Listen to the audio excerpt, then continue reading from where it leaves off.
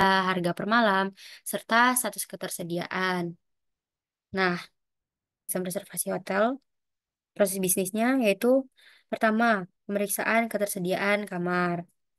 Setelah itu ada pemilihan kamar, pengisian data reservasi, konfirmasi data reservasi, pembayaran reservasi, konfirmasi reservasi dan pengiriman detail, check-in pelanggan, check-out pelanggan.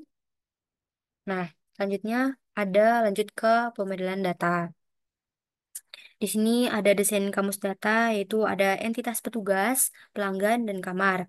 Nah, ke desain ERD-nya. Selanjutnya ke skema database. Nah, di skema database ini kita menggunakan PHP MyAdmin.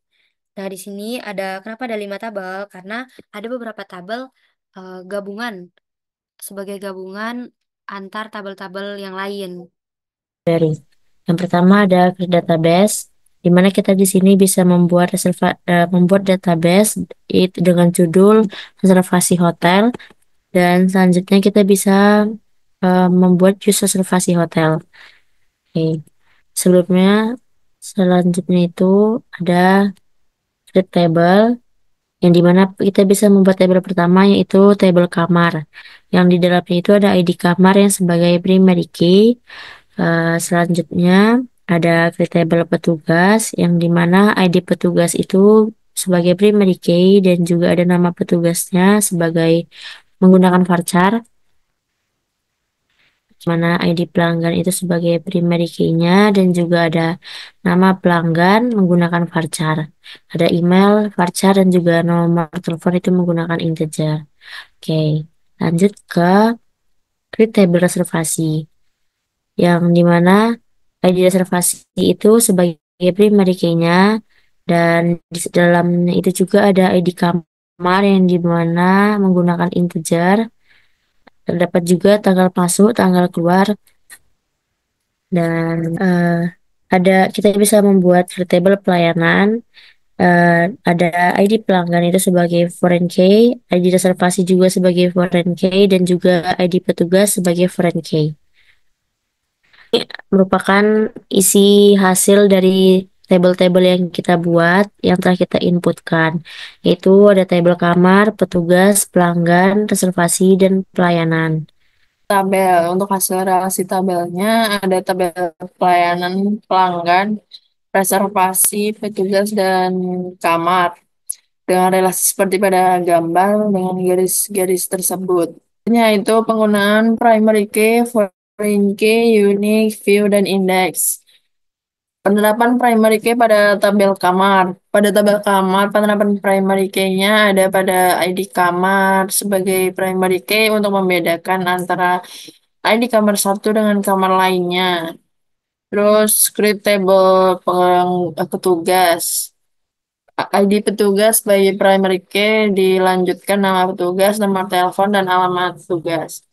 Create table reservasi dengan ID reservasi sebagai primary key, ID pelanggan sebagai unique, ID kamarnya sebagai not null foreign key, tanggal masuk, tanggal keluar. Terus DSC reservasi.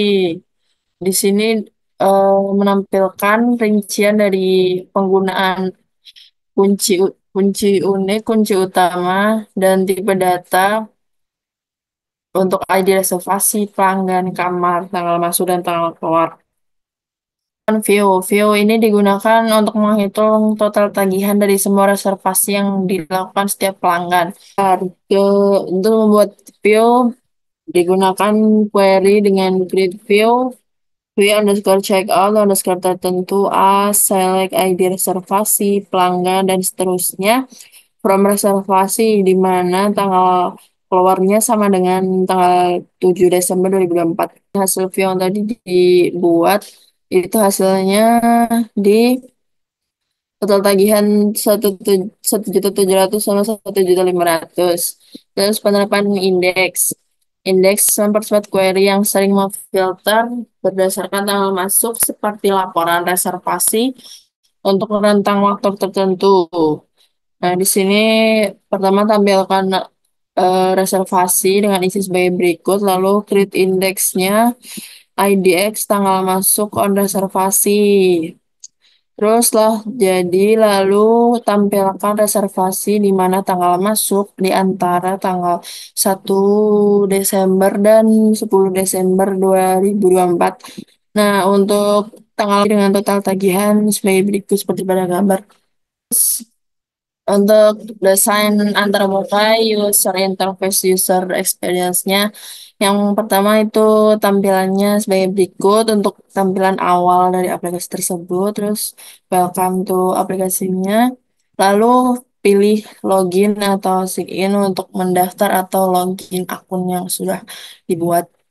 Lalu lanjut. Nah, untuk form loginnya isinya sebagai berikut, ada email dan password yang bisa dimasukkan apabila sudah memiliki akun.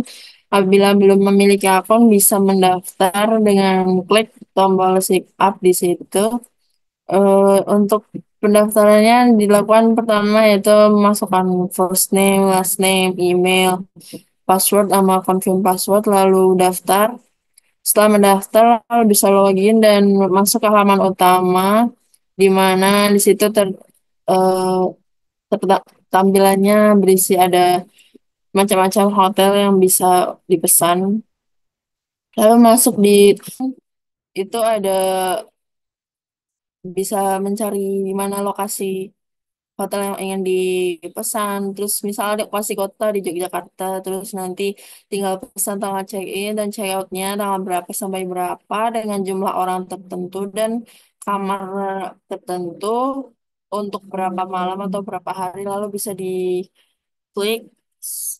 Lalu selanjutnya di situ akan tertampil beberapa pilihan di mana dari kota yang kita apa dari kota yang kita pilih tadi itu ada beberapa hotel yang bisa dipilih untuk tempat menginap tertentu, lalu bisa diklik jika sudah fix, lalu melakukan pembayaran dengan ya seperti itu pada gambar. Untuk konfirmasi lebih lanjut, pusat bantuannya bisa masuk sampai ke chat, notification apa. Ya kurang lebih seperti itu gambaran kecilnya dari aplikasi ini untuk reservasi hotelnya. Lebih mungkin itu dari kami untuk pemaparan presentasi untuk tugas proyek basis data kali ini dengan tema reservasi hotel, dan mungkin sekian yang bisa kami sampaikan. Kurang lebihnya mohon maaf, saya kembalikan kepada Cindra untuk mengakhirinya.